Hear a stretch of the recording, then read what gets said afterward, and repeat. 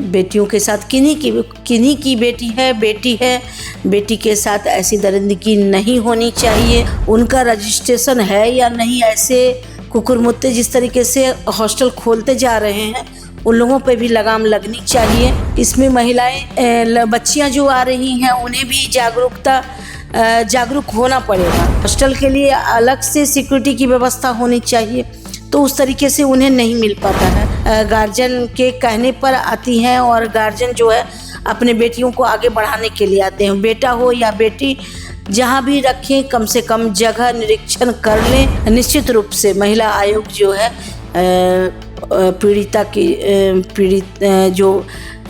जो घटना घटी है जो बच्ची के साथ, तो निश्चित रूप से जहानाबाद की है, वहाँ जाने का काम करेगी। 2 महीना पहले से हॉस्टल को लेकर के रणनीति बना रहे थे और इसका अमली जामा जो है कि आप लोग निश्चित रूप से आप लोगों को मैं बुलाऊंगी और मैं बताऊंगी कि हम लोगों ने क्या रणनीति बनाया था। नमस्कार, मेरा नाम प्रिंस मिश्रा है। आप स्वराज पोस्ट देख रहे हैं। बिहार सरकार लगातार जो है बेटियों को आगे बढ़ाने में जो है लगातार काम कर रही है, लेकिन पिछले 2-3 दिनों से जो है एक चर्चा है, जिस तरीके से पटना हॉस्टल में बेटियों के साथ दरिंदगी हुई, उसके बाद जो है प्रशासन सरकार पर भी जो है सवाल खड़ा हो रहा है। हमारे साथ जो है बातचीत करने के लिए महिला आयोग की अध्यक्षा है। बातचीत करेंगे, कैसे देखना इस प्रकरण को आप। बेटियों के साथ जो है सुरक्षित नहीं है, इस तरीके से दरिंदगी हो जा रही है। ये घटना दुखद है। बेटियों के साथ किन्हीं की बेटी है, बेटी के साथ ऐसी दरिंदगी नहीं होनी चाहिए। सामने वाले को सख्त से सख्त सजा मिले और ऐसे प्रसंगों को मानवीय आधार पर हो चाहे सामाजिकता के आधार पर आदमी को बहिष्कृत करना चाहिए। और ऐसे जो कुकुरमुत्ते की तरह जो हॉस्टल खोले हुए हैं उनका रजिस्ट्रेशन है या नहीं, ऐसे कुकुरमुत्ते जिस तरीके से हॉस्टल खोलते जा रहे हैं उन लोगों पे भी लगाम लगनी चाहिए। रजिस्ट्रेशन होना चाहिए, एक प्रावधान होना चाहिए। महिला आयोग इसको संज्ञान ली है और वरीय पुलिस अधीक्षक को भी हमने इस मामले में पत्र लिखा है और इस केस को बारीकी से जांच करने के लिए भी कहा है और इसका रिपोर्ट भी देने के लिए कहा है। लेकिन जो छात्रावास में जो बच्चियां सपने को बुनने के लिए आती है, वो स्वतंत्र हो करके निफिक्र हो करके और अपने सपनों को पर लगाए, और सरकार निश्चित रूप से ऐसे लोगों को दंडित करेगी। और आने वाले समय में हम लोग आशान्वित हैं कि इस तरीके से जो है घटना नहीं घटित होगी। महिला आयोग क्या ठोस कदम उठा रही है जो कि बच्चों के साथ इस तरीके से दोबारा ना हो सके? इसमें महिलाएं बच्चियां जो आ रही हैं उन्हें भी जागरूक होना पड़ेगा कि वो जो सपने बुनने के लिए आ रही है उसके लिए उनके माँ बाप को भी ये चिन्हित करना होगा कि जहाँ पर वो बेटी को रख रहे हैं एक बार उस जगह की पूर्णतः वो संतुष्ट हो जाए कि वो उनके बेटी के लिए जो है वो जगह सही है या नहीं है। मान लेते हैं कि आजकल बहुत सारा आप देख रहे होंगे कि अपार्टमेंट में हॉस्टल चल रहा है, उसका सिक्योरिटी व्यवस्था क्या है। आप देखेंगे कि पूरा अपार्टमेंट का ही सिक्योरिटी एक गार्ड है और उसके अंदर में हॉस्टल चल रहा है। हॉस्टल के लिए अलग से सिक्योरिटी की व्यवस्था होनी चाहिए, तो उस तरीके से उन्हें नहीं मिल पाता है।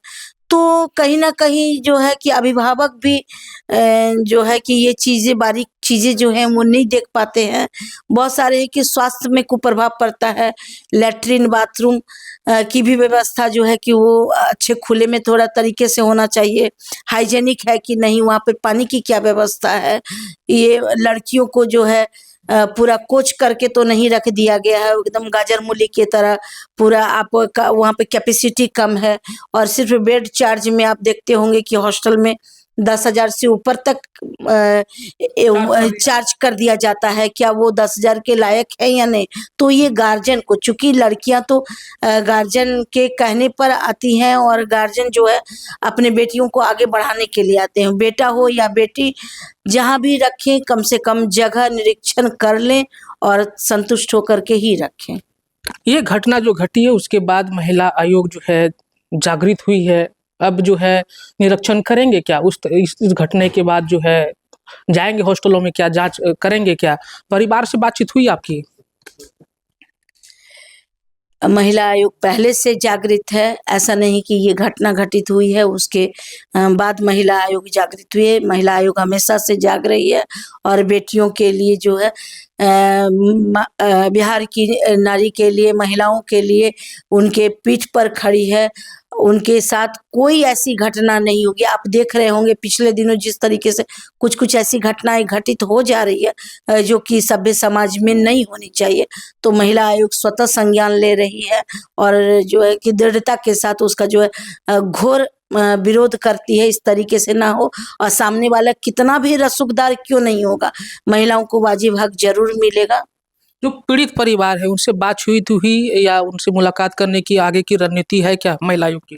निश्चित रूप से महिला आयोग जो है पीड़िता की पीड़ित जो घटना घटी है जो बच्ची के साथ, तो निश्चित रूप से जहानाबाद की है, वहाँ जाने का काम करेगी और वाजिब हक ज़रूर मिलेगा। जो ऑपरेट कर रहे थे, जो हॉस्टल को ऑपरेट कर रहे थे, पीजी को संचालन कर रहे थे, उनके ऊपर आप लोग शिकंजा कसवाएँगे क्या? क्योंकि आप लोगों की एक बड़ी जवाबदेही है बच्चियों के साथ, लड़कियों खास तौर पे लड़कियों के साथ। लगातार गृह विभाग भी जो है नए-नए नियमों को लाई है, जैसे कि कॉलेज के बाहर जो है स्कूटी के साथ जो है पुलिस प्रशासन तैनात रहेगी। महिला आयोग खास तौर पे लड़कियों के लिए जो पीजी में रह कर के यहाँ तैयारी कर रही है अपने सपनों को उड़ान भरने के लिए, इसमें आप लोग कैसे जागरूकता लाएँगे?